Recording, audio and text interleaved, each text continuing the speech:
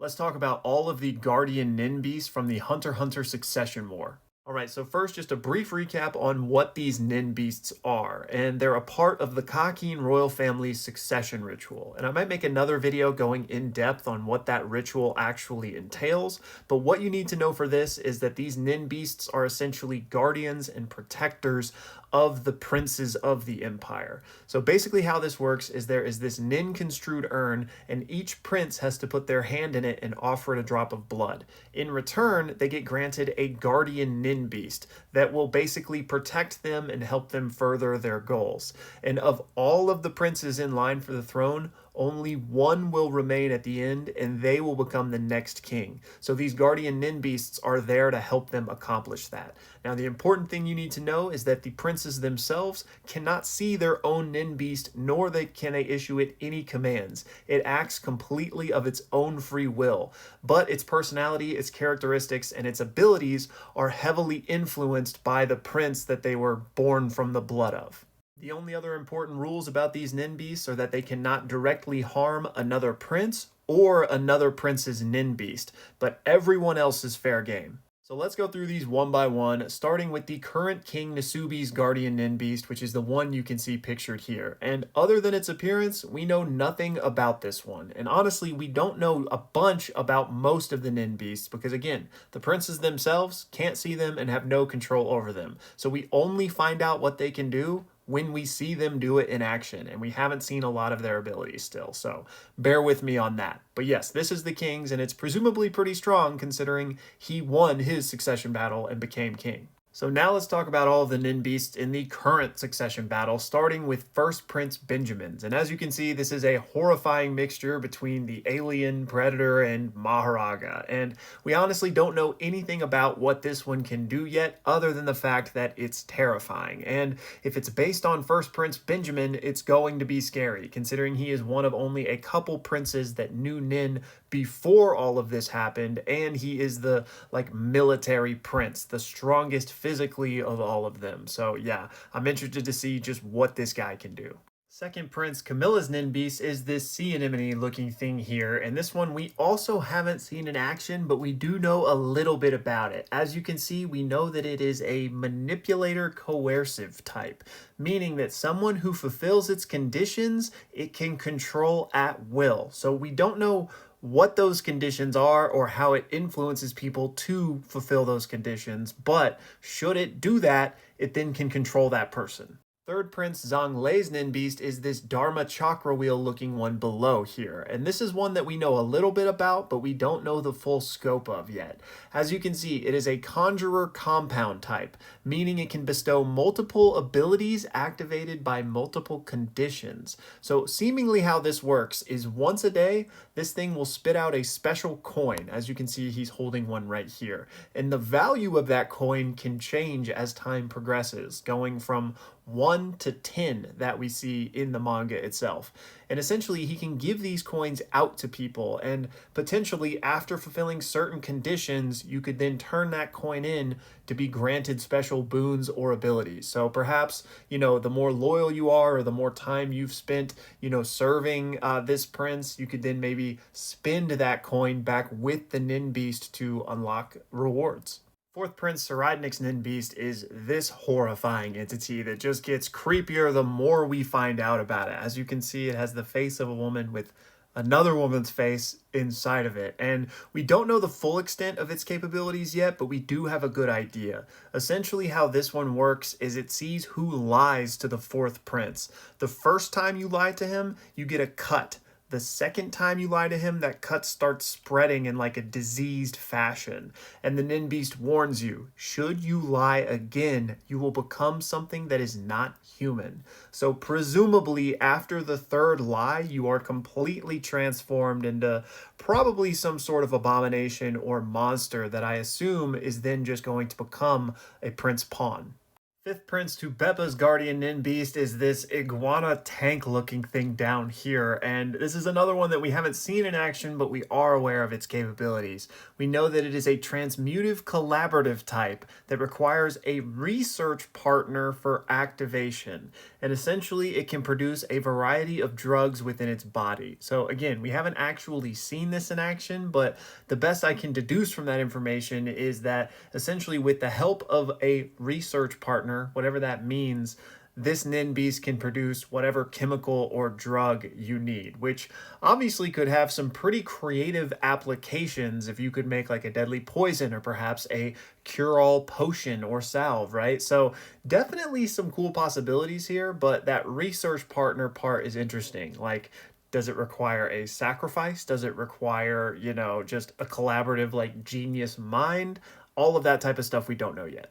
Sixth Prince Tyson's guardian nin beast is this heart cyclops angel looking thing, and we know that it produces these small little fly-like nin beasts referred to as eyewogs. Now we know that this is an emitter diffusive levy type, and how this works is these eyewogs that it produces will go attached to people that have read Prince Tyson's book. Prince Tyson wrote a book called The Book of Tyson that is basically just filled with her philosophies on life, and those that read the book will get an eyewog, and that eyewog will start accumulating their aura. In return for that, these people become happy, just irrationally happy, and the more they read the book, the happier they get. Now, we don't know what this beast is going to do with that accumulated aura. We haven't seen that yet, but we do know that if these people that read the book break the book's one rule, they will face a severe punishment. We don't know what that punishment is, and we don't even know what that rule is yet.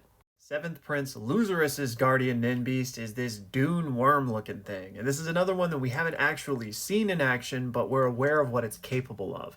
It is a conjurer pseudo-coercive manipulative type, and it can basically set a trap by conjuring whatever its target most desires as bait, and it activates once the target falls for it, presumably then getting control of said target. So this is extremely dangerous, right? Because, who can resist the thing they most desire in life? But again, we haven't actually seen this, so we don't know what type of control or how long the control lasts for somebody that falls prey to this.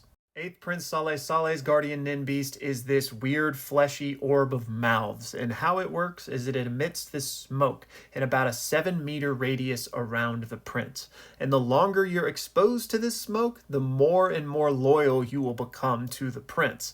Now, if you were already friendly toward him, it'll only take about 7 hours for it to have its full effect on you. However, if you were neutral toward the prince, it'll take about 70 hours to have its full effect on you. And when it reaches that full effect, you basically sprout your own miniature duplicate of this orb above your own head that emits its own smoke that will make other people loyal to the prince. So basically this is like a disease that could spread infinitely if given enough time. Ninth Prince Halkenburg's guardian nin beast is pretty crazy. It's this gargoyle looking thing here, and the way its ability works is it will mark people with this little symbol that you see here on their hand.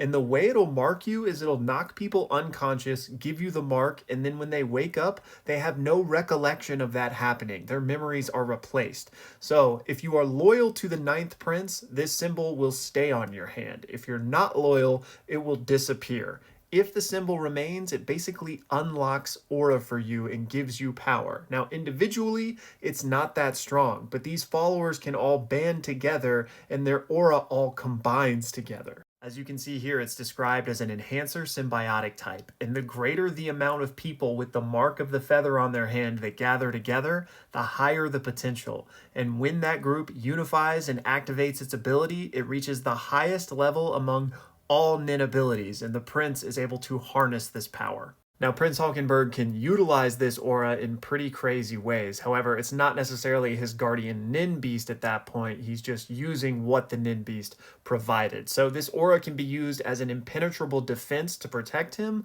but he can also harness it offensively using his own nin ability, which is this unblockable arrow. He can shoot an arrow at you that cannot be defended against, and if it penetrates you, it essentially puts the soul of one of his followers into your body so that now he controls that body and can do with it as he pleases. And his follower will remain in that new body until that dies, and then their soul will go back to their original body. Next, we need to talk about 10th Prince Kacho's and 11th Prince Fugetsu's Nen Beasts together because they're twins and their Nen Beasts kind of co-interact together. So starting with 11th Prince Fugetsu's Nen Beast, it takes the shape of these magical portal doors, which she can open and will take her directly to 10th Prince Kacho wherever she is. And then once there, 10th Prince Kacho has the ability to open the return door, which will take the pair of them anywhere they want to go. And then 10th Prince Kacho's guardian spirit beast we only find out about after her tragic demise, where we learn that it is called Without You. And essentially its ability is that if either of the twins dies, the guardian spirit beast will take the form of the one that passed away in order to protect the one that's still alive until she dies. So because Kacho died, the guardian spirit beast took on her appearance and now is pretending to be her, basically. 13th Prince Momose's guardian Nen Beast is this big blue evil looking mouse thing, and how its ability works is it asks you if you're free, and if you say no, that you're not free or you're busy, you basically get a miniature version of this thing that will continuously ask you if you're free over and over and over. And when you eventually say, yes, I'm free, what do you want? Then it controls you and can make you do whatever it is it wants you to do, such as killing everyone else in the room with you. So it's essentially a coercive manipulation type. 13th Prince Marayam's guardian Nen Beast is this dragon-looking thing. However, we do note that its shape and size do fluctuate depending on different circumstances that we aren't fully aware of yet. We also don't know for sure what its ability is, but we do have a good guess because the 13th Prince's room has seemingly been placed in a pocket dimension, meaning if you are trying to come to this room and you walk through the door, you will instead just find an empty version of the room, even though the prince, his mother, and all of his guards are still in the room. They are just in a version of the room that is somewhere else in order to protect it. So it is believed that this guardian Nen Beast constructed this pocket dimension and kind of like fake portal version of the room in order to protect the prince. And finally, that brings us to 14th Prince Wobble's guardian Nen Beast, and we know nothing about this one. Yes, Wobble is a baby and thus doesn't have much aura to power the Nen Beast, but nonetheless, she has one. Togashi is just waiting for this as some sort of reveal, I would imagine, because we have not seen it, nor have we seen any of the effects of it. In fact, the only semblance of a hint that we've gotten is this moment right before they board the ship where Kurapika notices something and senses some nin coming from the direction of the cradle, but nothing actually happens and he says nothing's wrong when asked why he just reacted like that. So yeah, y'all, that's everything we know about each of the prince's guardian Nen Beasts. I can't wait to find out more about all of them and what they can specifically do. And honestly, even though Tserriednich is horrifying, I'm quite interested to see what happens when you lie to it 3 times. You know it's going to be supremely messed up. And before anybody asks, this thing right in here is not his guardian Nen Beast. It's a manifestation of his own ability. So it's something that he construed after learning Nen. And I might make separate videos talking about like his specific ability and other princes that have their own abilities, what those do. So let me know what you guys would like to see in terms of breakdowns of other things going on in Hunter x Hunter right now, but also let me know whose Nen Beast is your favorite and who you can't wait to find out more about. So anyways, y'all, that's going to do it for this one. And of course, when we find out more about these Nen Beasts, I will put out an update. But until then, thank you so much for watching.